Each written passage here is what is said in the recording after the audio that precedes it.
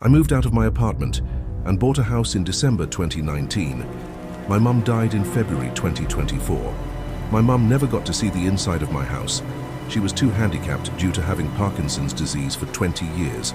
She was only ever able to see the outside when she was driven past. She ultimately died due to Parkinson's complications and numerous other health problems.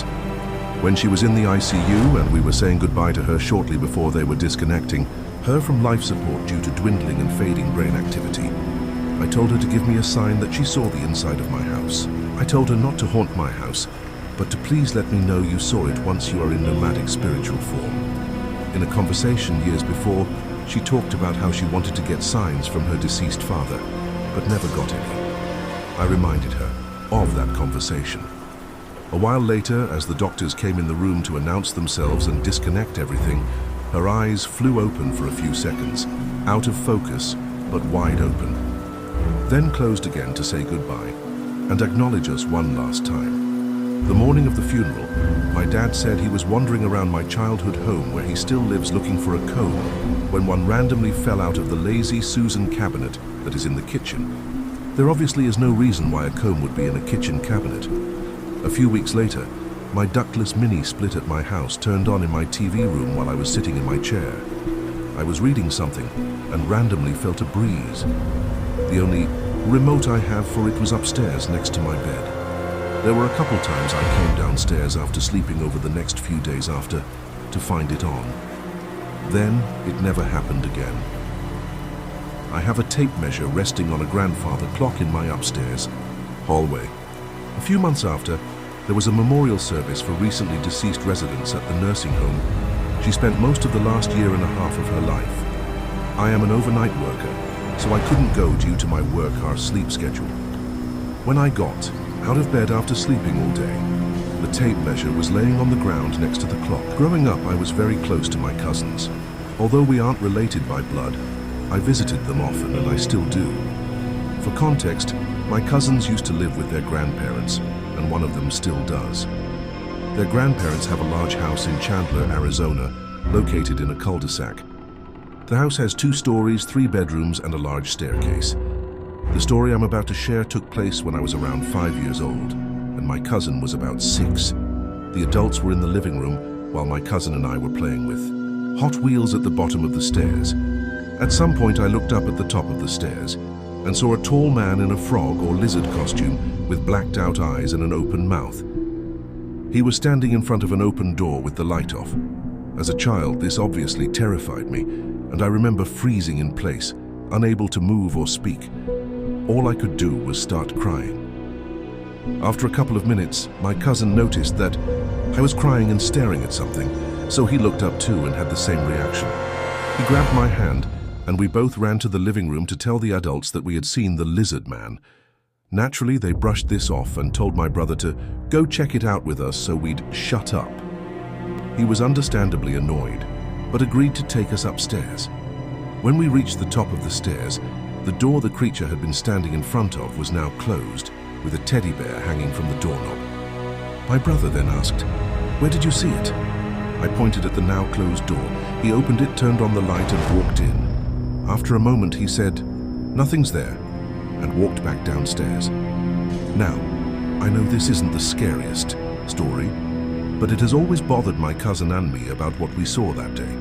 I've often wondered if someone else has a similar story, or if anyone has seen anything like it. Since that day, I have never seen it again, but it still gives me chills to talk about because of how odd it was. Let's just say I don't go upstairs alone. I am 21. Have been born and raised in the US state of Maine my entire life. I've lived near the coast in the city, and for the past 2 years I've been living in the middle of the woods with my grandparents. A very desolate spot between 2 semi-populated towns in central Maine, with little to no neighbors. It is undeniably beautiful. I have been coming to this exact house since I was born, and have always noticed something off about the woods. Never felt a feeling of danger, just that I was being observed. Over the years, I had grown accustomed to it and forgot about it after I had moved during the pandemic, but now it's back. I noticed it during my first night sleeping here. Stacks of boxes still in my new room, and shitty curtains hung on the wall haphazardly to ensure a sense of security.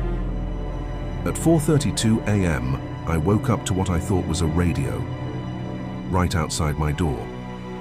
The house had an old integrated radio speaker system wired into every room of the house, but it had not been connected for 2 decades. As I thought about those radios, I kept listening to what was playing, a genre of music I had never heard sung in a language that I didn't recognize. I had always heard tales of Wendigo and skinwalkers here in Maine, and the newly released at the time Mandela Catalog YouTube horror series wasn't helping the paranoia.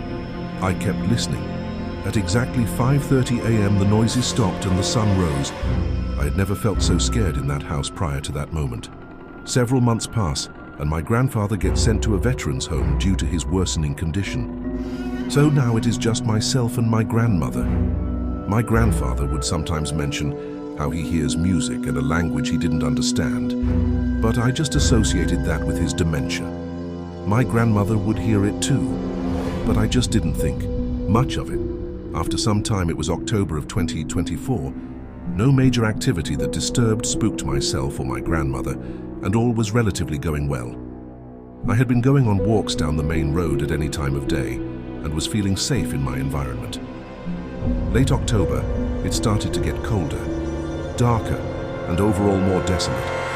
I had seen some deer staring at me in my front yard, but looking back on it, I'm not exactly sure what those 6 pairs of glowing white dots were.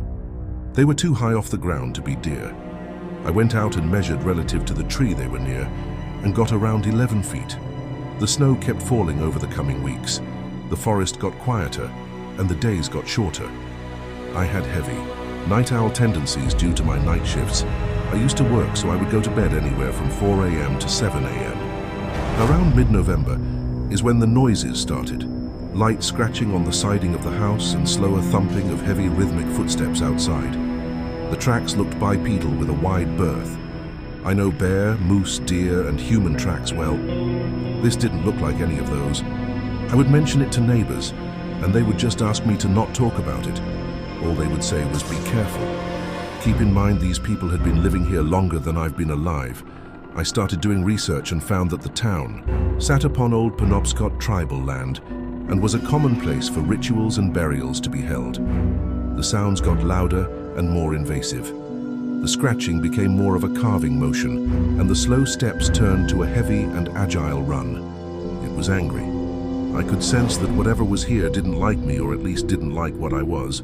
It would scuttle across the roof and bang on the doors. And then one day my grandmother told me she saw it.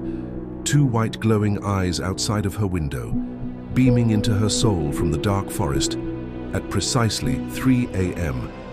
I immediately burned sage outside and inside the property and made an offering to the spirits of tobacco and chicken bones in line with local tribal spirituality. All this sounds like something out of a book or a shitty Netflix drama.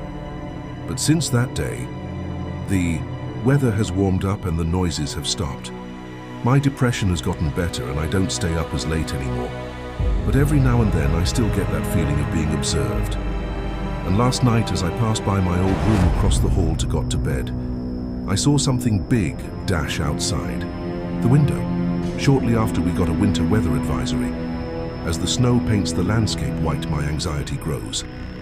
Whatever it is, it doesn't seem to hate me, just more so tolerate my existence. All I really know about it is that it got worse when the snow fell. I'm a 25F living with my aunt and uncle and their 2 kids, 15F and 3M. I was here a few months back after an unknown entity scared our 3YO. A few nights ago, my aunt and I were coming home from Target with the 3YO in the back seat.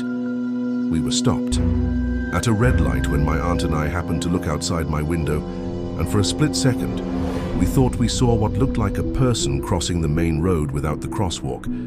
But in that second, they were gone. My aunt and I both agree we saw something paranormal, because we've both spent the majority of our lives in haunted houses. After that, it was an uneventful drive home. We unloaded the groceries and let the little one play with his new car set until bedtime. We both went to sleep around 11:30 midnight, thinking nothing of the earlier events. Then, at about 2 o'clock, In the morning, my aunt woke me up asking me if I called 911, even if I did so accidentally.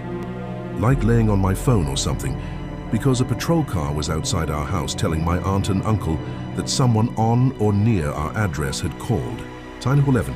I said no and checked my call logs. The last calls I'd made was to my bank and my stepfather. The cops ended up leaving as there was nothing else to go off of. And an hour later, around 3 a.m., the power went out for nearly 2 hours.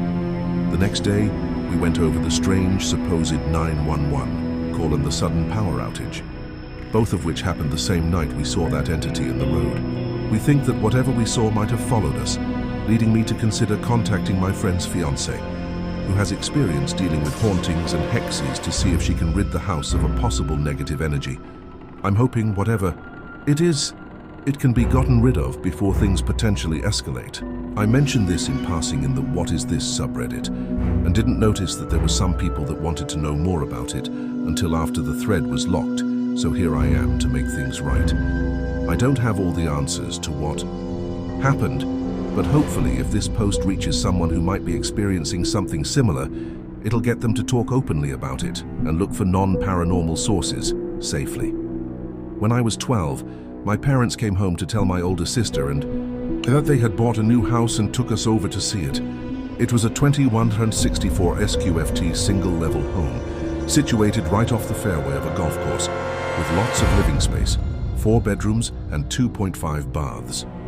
From the outside of the house, it looked totally normal, but the inside, anything but. The living room and dining room were entirely baby blue. Carpet, walls, mantel, curtains, and even the large white granite fireplace had baby blue paint on it, criminal. The family rooms had the largest floral print that I've ever seen in my life, with matching curtains. We're talking blooms 2 FT wide.